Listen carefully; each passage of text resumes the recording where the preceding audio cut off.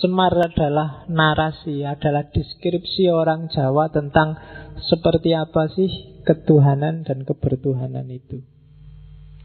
Kita awali dari namanya, Semar. Yes, sebenarnya kata-katanya jelas dari kata-kata samar. Nama aslinya kan Ismoyo, karena memang dia maya. Bandingkan dengan Betara Guru. Betara Guru itu jadi kebalikannya Semar. Kalau Semar dia tidak jelas, tapi orang yang masuk ke situ dia akan dapat banyak mutiara terpendam yang luar biasa. Di balik Semar ada banyak hikmah. Kebalikannya Betara Guru. Kalau Betara Guru saudaranya itu kan gelarnya Manik Moyo. Manik Moyo, Manik itu mutiara. Cuma dia manik yang moyo. Dari luar kelihatan mutiara, tapi kalau diselami sebenarnya nggak ada apa-apanya. Dia hanya formalitas. Maka kalau sedang gegeran, Betara Guru akan kalah kalau Semar sudah marah. Jadi karena memang levelnya beda. Semar ini misterius. Kalau Betara Guru itu jelas, tegas. ABC-nya kelihatan, mana halal, mana haram jelas. Tapi kalau Semar ini misterius. Misterius itu kan lebih menarik daripada yang jelas dan tegas. Oke, kamu juga gitu. Jangan jadi orang yang gampang ditebak. Rodok misterius sidik gitu loh. Kalau orang gampang ditebak itu cepat selesai. Pacarmu juga cepat bosen. Jangan mau gampang ditebak. Kalau hati-hati loh, pacarmu selingkuh. Alah, tenang aja, nggak mungkin selingkuh. Aku sudah ngerti. A sampai Z dia itu tidak enak. Orang dikejar-kejar itu karena misterius. Begitu kamu selesai dan nggak misterius, nggak ada orang ngejar-ngejar kamu. Sudah jelas.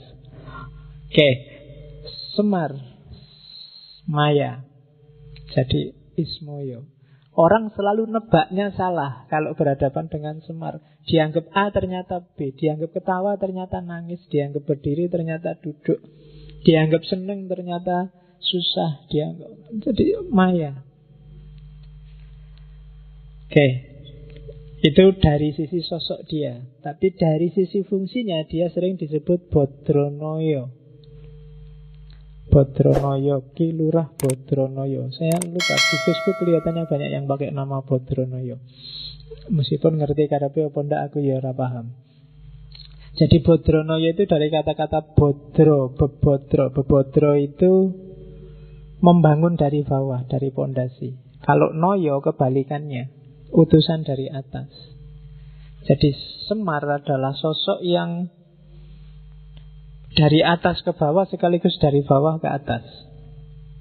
Dia membangun dunia, tapi hakikatnya dia bukan orang bawah, tapi orang atas. Jadi dia ini utusan sekaligus orang biasa. Dia ini berusaha sendiri sekaligus dibantu dari atas. Makanya Semar Bodronoyo. Dan tidak mudah jadi semacam ini. Orang biasanya salah satu. Kalau kiai-kiai, para ulama, para wali itu biasanya noyo, nayoko. Dia dapat ilham, dapat wangsit dari atas terus jadi. Atau kayak kita yang awam itu biasanya bodro. Kita dari bawah, belajar sendiri, nyari hikmah sendiri, sinau sendiri. Tapi kalau Semar dua-duanya. Dalam banyak cerita bahkan Semar nantang kahyangan. Itu kan nantang yang atas. Namanya akan disebut Semar Gugat. Jadi Semar Gugat itu Semar tidak terima kalau ada skenario dari para pimpinan dalam tanda petik termasuk Betara Guru yang di kahyangan yang tidak adil. Kalau dia sudah merasa semacam itu, biasanya terus dia melakukan gugat. Kalau Semar sudah gugat, nggak ada yang berani ngelawan. Dan itu biasanya personifikasi terus sama orang-orang sering ditafsirkan kalau ada rakyat marah dan demo, itu versi Semar yang gugat, orang kecil yang marah. Tapi sebenarnya Semar nggak sekedar orang kecil. Dia orang kecil sekaligus orang besar. Dia dari bawah sekaligus dari atas. Itu filosofi namanya Semar. Dan sampai di level ini sebenarnya ini sudah kecanggihan ramuannya para wali. untuk menyatukan di satu sosok sekaligus seorang filosof sekaligus seorang wali. Itu agak berat. Bodronoyo. Kalau dalam tradisi Persia kan ada beberapa filosof yang sekaligus wali. Filosof ketika berhadapan dengan manusia, di hadapan Allah dia seorang wali. Ya mungkin kenal model-model Ibnu Arabi, Jalaluddin Rumi dan kawan-kawan. Itu bisa digelari Bodronoyo. Dari bawah ke atas sekaligus dari atas ke bawah. Dan itu seperti apa hakikatnya pasti misterius, susah ditebak, makanya digelari Semar. Di luar dua nama ini dia punya puluhan nama sesuai cerita masing-masing. Setiap cerita kadang-kadang ada namanya sendiri. Tapi yang utama ini Semar dan Bodronoyo. Oke, itu dari segi nama. Sekarang dari segi fisik. Harus pakai kacamata sekarang. Jadi coba cek gambar itu. Kalau narasinya Semar itu bukan laki-laki, bukan perempuan.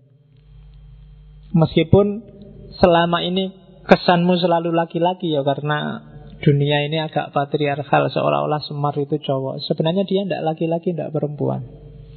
Terus tangan kanannya ke atas, tangan kirinya ke belakang. Jadi kalau jalan mungkin ada yang sering nonton wayang wong apa dulu Ria Jenaka, selalu tangan ini ke atas terus satu tangan ke bawah. Kamu bisa bandingkan dengan tarian Whirling Derwishnya Rumi. Itu kan juga satu tangan ngadep ke atas, satu tangan turun ke bawah. Itu simbolisme bahwa kita tunggu anugerah dari atas, tapi kalau sudah dapat, pada saatnya harus kamu bagi ke bawah. Jangan egois. Ilmumu, pengetahuanmu, kemampuanmu, bakatmu, kapasitasmu, itu semua kan pemberian dari atas. Cuma jangan berhenti kamu nadong ke atas. Pada saatnya kamu harus ngasih ke bawah. Dan itu simbolisme Semar versi Poro Wali. Terus yang ketiga, dia anak-anak sekaligus tua. Wajahnya sangat tua, tapi dia punya kuncung sehingga kesannya kayak anak-anak. Kalau kalian kan wajahnya tua, tapi aslinya kan iya. Nah kalau Semar itu anak-anak sekaligus orang tua. Jadi manusia yang utuh, insan kamil itu ya harus lengkap. Dia punya sisi anak-anak yang jernih, tapi juga punya sisi orang tua yang matang. Anak-anak itu kan jernih, pikirannya belum ada apa-apanya, belum terkontaminasi macam-macam. Sementara orang tua itu menang di matang. Jadi wajahnya sangat tua tapi punya kunjung. Berarti dia matang sekaligus jernih.